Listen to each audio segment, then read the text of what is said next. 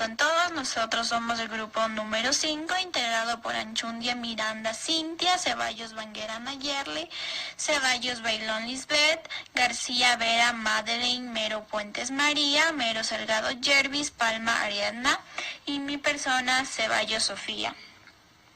Estudiantes de la asignatura de Epistemología de la Economía impartida por el docente Miguel Ángel Tomalá de la Facultad de Ciencias Económicas del primer año B.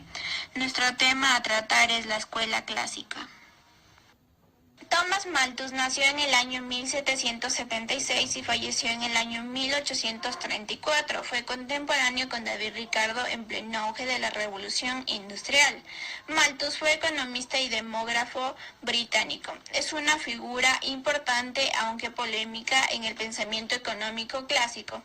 También considerado uno de los principales autores en el seno de la Escuela de la Economía Clásica.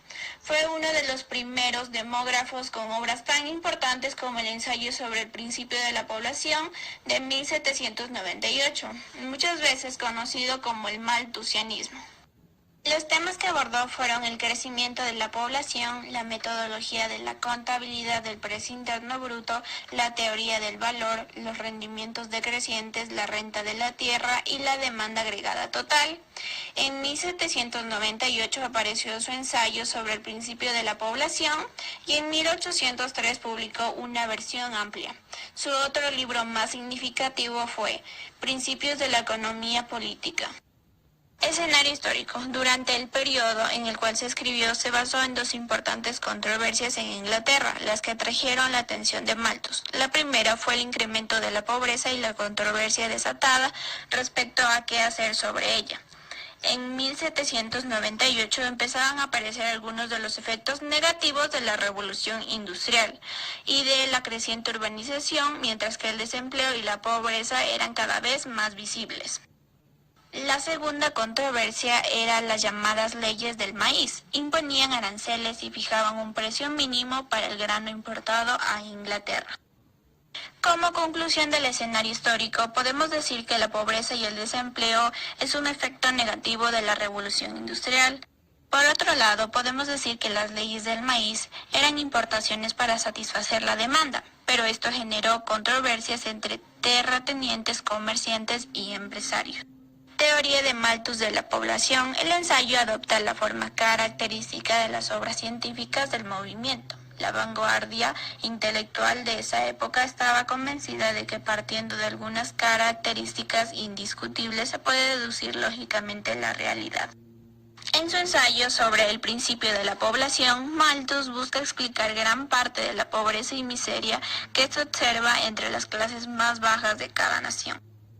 Algunos observadores han argumentado que en 1798 Malthus era un joven temerario, muy entusiasmista y demasiado extremo en la presentación de su teoría. Malthus identificó dos tipos de controles para el crecimiento de la población, los controles preventivos y los controles positivos. Implicación de la política, las leyes de los pobres. Según Malthus, la pobreza y la miseria son el castigo natural por falla de clases más bajas en restringir su reproducción. A esto se le siguió una conclusión política: no debe haber ninguna ayuda del gobierno para los pobres. La idea de Thomas fue adoptada en la cruel enmienda a la ley de los pobres de 1834. Un hombre que solicitaba ayuda debía empeñar todas sus posesiones y después entrar a una casa de caridad antes de que le brinden la ayuda. Su esposa e hijos entraban a la casa de caridad o bien eran enviados a los talleres de algodón. Se proponen dos postulados básicos. El primero hace referencia a que el alimento es necesario en la existencia del hombre.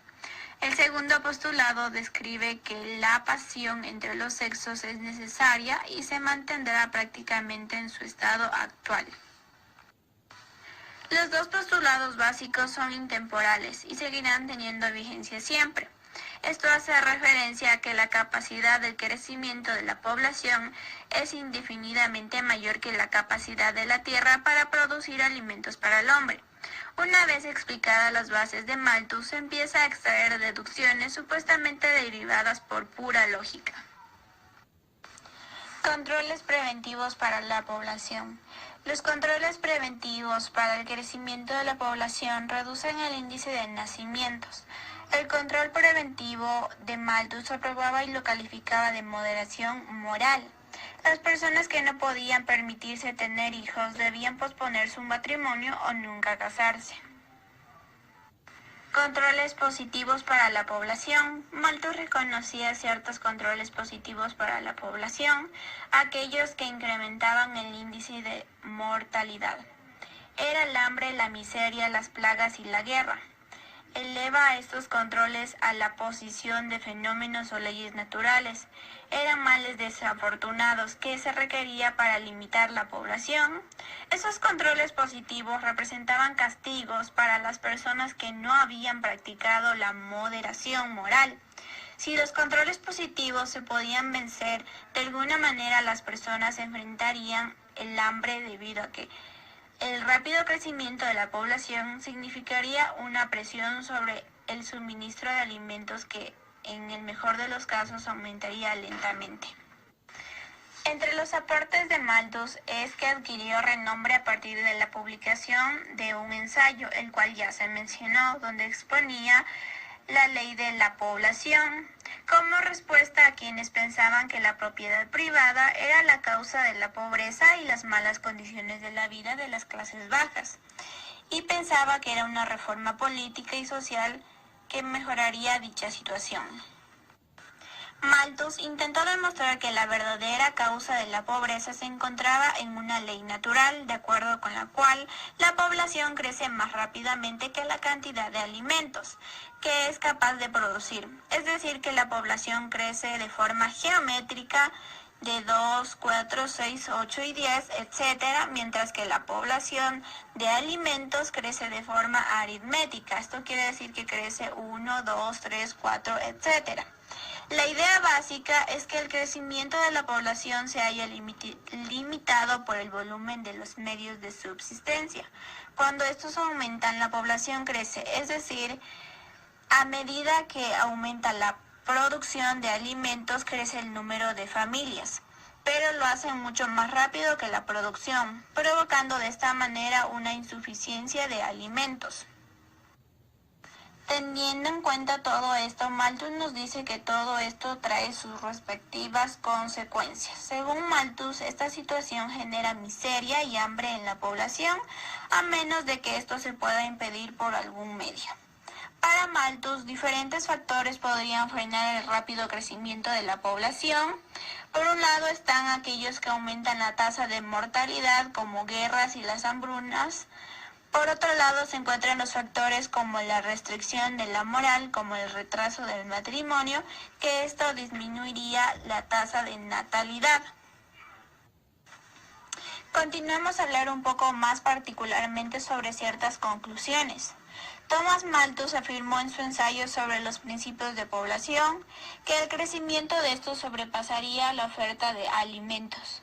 En 1798 estableció que las personas se reproducían más rápido que los alimentos, anunciando así una crisis alimentaria alrededor del mundo, pero sobre todo en los países menos desarrollados. Por lo tanto, y como conclusión, podemos decir que Malthus no acertó en su ensayo, porque la industrialización elevó la producción de alimentos en los países ricos y de paso redujo en ellos la tasa de fertilidad.